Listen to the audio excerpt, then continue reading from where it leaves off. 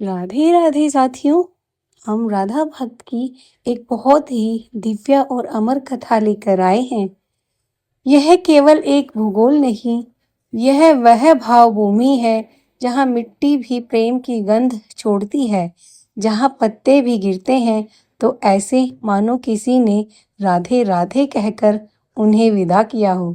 यमुना की लहरों में आज भी कोई अनकहा रहस्य बहता है। कदम्ब, पीपल और वट की छायाओं में आज भी कोई अनदेखा प्रेम छिपा है। और इसी वृंदावन में समय की धूल से अनछुआ एक ऐसा नाम जन्मा, माधव दास।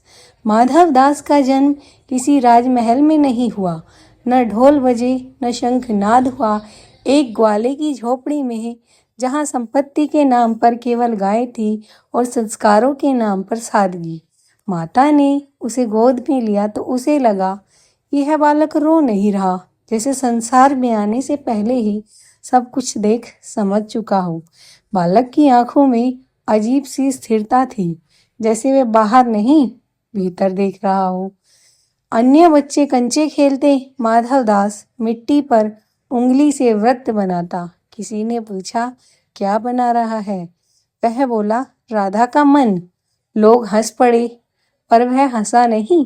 उसके लिए राधा कोई कथा नहीं थी, वे उसका स्वभाव थी। जब बच्चे कृष्ण की लीलाएं सुनते, माधव दास चुप रहता। किसी ने टोका, तुझे कान्हा की यह कथा अच्छी नहीं लगती? उसने बड़े सरल भाव से कहा, मुझे कृष्ण तक जाने का मार्ग प्रिय है, और वह मार्ग राधा है। एक दिन यह यमुना तट पर बैठा हुआ था। सूर्य अस्त हो रहा था और आकाश के केसरिया रंग में जैसे कोई श्यामल आकृति घुल रही हो। अचानक उसके नेत्र बंद हो गए, श्वास रुक सी गई और हृदय में एक कोमल पीड़ा उठी। ऐसी पीड़ा जो दुख नहीं, विरह की मधुर ज्वाला होती है।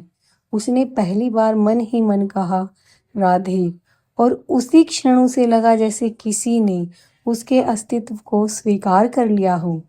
समय बीता, देह जवान हुई, पर मन और भी अधिक भोला। गांव के लोग कहते, काम धंधा सीख ले। वह मुस्कुराकर कहता, मैंने वह विद्या सीख ली है जिसमें खोना ही पाना है। वह न विवाह की बात करता, न धन की। उसके लिए संसार दो भागों में बटा था, एक जहाँ राधा थी, दूसरा जो केवल भ्रम था। माधव दास ने व्रत नहीं रखे, कठोर तप नहीं किया। उसकी साधना थी निरंतर स्मरण। चलते चलते राधा, सोते जागते राधा, हंसते रोते राधा। लोग पूछते, क्या तुझे कभी कृष्ण के दर्शन नहीं चाहिए? वह कहता, जिसने राधा को पा लिया उसके लिए कृष्ण स्वयं द्वार खोल देते हैं। समाज ने उसे पागल कहा, कुछ ने दया की, कुछ ने उपहास। पर माधव दास जानता था, जिस प्रेम को संसार समझ ले वह प्रेम नहीं रहता। वह कहता, मैं पागल हूँ क्योंकि मैं बिकता नहीं, मैं झुकता नहीं, मैं केवल समर्पित होता हूँ। वृंदावन में अकाल पड़ा, भूख ने हर द्वार खटखटाया। माधव दास ने अन्न त्याग दिया, कहा, यदि राधा भूखी है तो मैं कैसे खा सकता हूँ। उसका शरीर गलने लगा, पर नेत्रों की ज्योति बढ़ती गई। रातों को वह यमुना से कहता, मुझे बहा ले चल, राधा का नाम साकार हो। पूर्णिमा की रात, चंद्रमा साक्षी, यमुना स्तब्ध।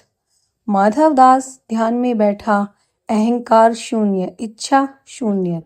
तभी एक स्वर, कोई बाहर से नहीं भीतर से, अब क्यों ढूंढता है?